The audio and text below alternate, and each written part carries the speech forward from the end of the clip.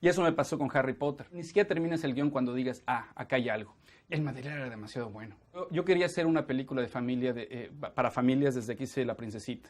Entonces mandaron ahí el guión y pues lo tuve ahí dejado al lado. Después de como un mes me hablaron los productores, me habló David Heyman y me dijo, oye, es que tienes que tomar una decisión. ¿Sí o no? Dime nada más que no, léelo para que me digas que no. Leí el guión de Steve Kloves. El guión en sí ya era un gran guión. Y lo único que hizo el guión fue meterme la curiosidad de leer la novela.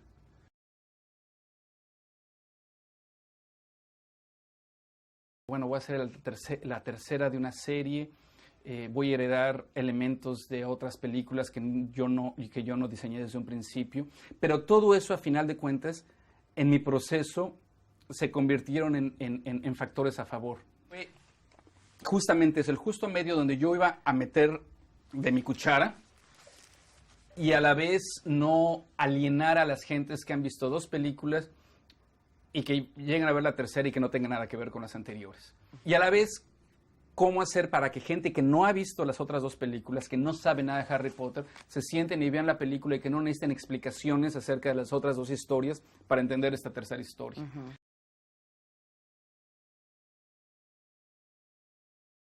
La historia que yo estoy contando es la historia de un niño de 13 años que está tratando de encontrar su identidad como adolescente.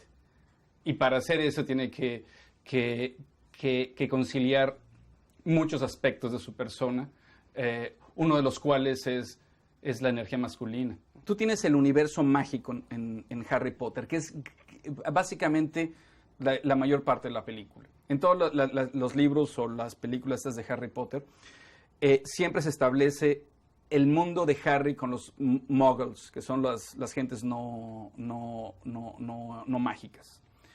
Y a partir de eso se detona la aventura y él ya se va a su escuela donde todos son magos o brujas, es un mundo ya más fantástico.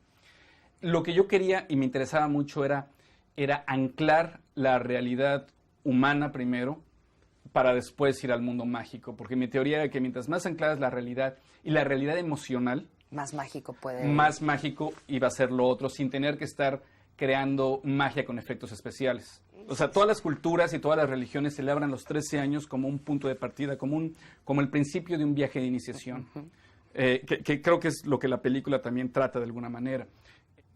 Los 13 años arquetípicamente también marcan emocionalmente ese momento donde los niños empiezan a darse cuenta que ese miedo que tú tienes, ese monstruo, no está detrás del closet, el coco no está detrás del closet, no está abajo de la cama, está dentro de ti. Y que la única manera de contrarrestar esos miedos, ese coco, está también adentro de ti.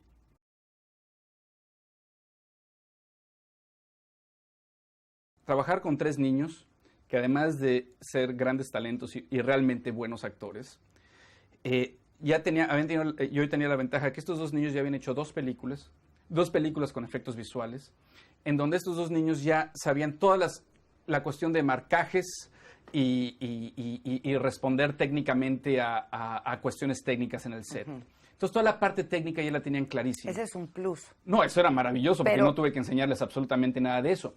Pero además... Pero ya vienen como... Pero además de 13 años. Eso quiere decir que venían con toda esa experiencia técnica, cumpliendo 13 años, ahora sí queriendo tomarse en serio ellos como actores.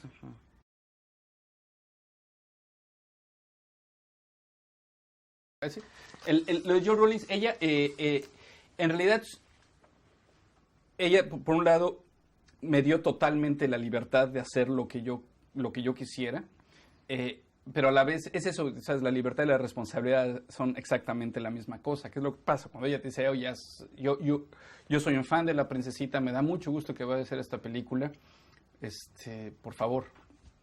Lo único que me dijo es, no seas literal.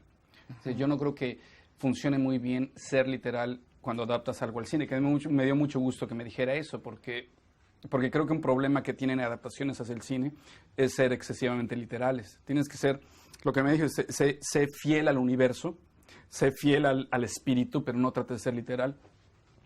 Cosa que por un lado te da libertad, pero por otro lado es, estoy siendo fiel al espíritu. Y es muy impresionante porque por un lado me dio rienda suelta y por otro lado es una mujer que tiene su universo tan creado en su cabeza.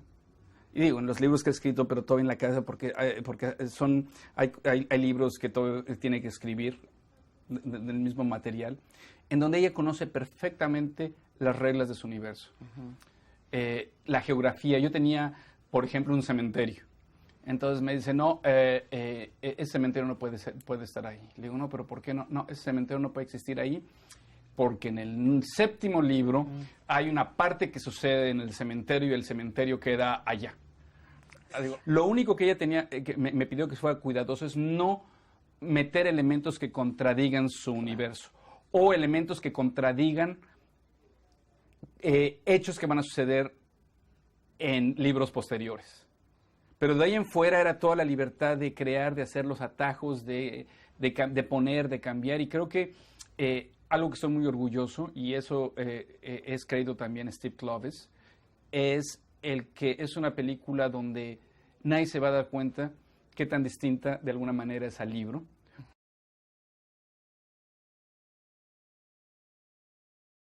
Tenemos nuestro pequeño zocalito, ¿cómo no? Howard tiene su pequeño zocalito, ¿cómo no? ¿Sí? Tiene su zocalito, pequeño, más pequeño que nuestro querido Zócalo en la Ciudad de México, pero con más águilas y serpientes.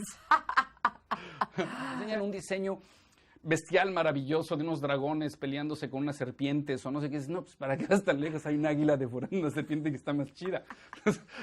Hay una tienda de dulces, por ejemplo. Y te empiezan a enseñar diseños de distintos dulces que tienen que ver con cosas mágicas o murciélagos de goma. Ahí están las calaveritas. Entonces, bueno, pues es que ¿para qué vas tan lejos? Tenemos unas calaveras de azúcar. Los mexicanos seguramente se van a dar cuenta de esos pequeños detalles, pero el resto de la gente no. Va a pasar como pero es que elementos si no se hubiera de... visto. Por ejemplo, también cambiamos el vestuario de los uniformes en la escuela. Estás en Londres. Y eso es lo que pasa, es parte del proceso. Estás haciendo una película sobre un niño que está en Londres y lo mandan a Escocia a su escuela.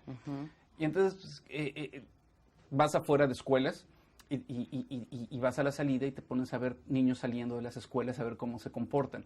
Y te das cuenta que aquí casi todas las escuelas tienen uniforme, pero que no hay un solo niño que use el uniforme de la misma manera que el otro niño. Hay una individualidad muy específica es casi el uniforme, lo único que hace es desuniformar a todo el mundo. Cada quien lo lleva distinto. Cada quien lo lleva distinto, unos con la camisa salida, otros con la corbata de fuera, otros súper bien fajaditos y demás. Entonces tratamos de llevar eso también a los uniformes y fue muy fácil porque es básicamente dar los uniformes a los niños y decirles, Póntelo. exactamente, póntelo.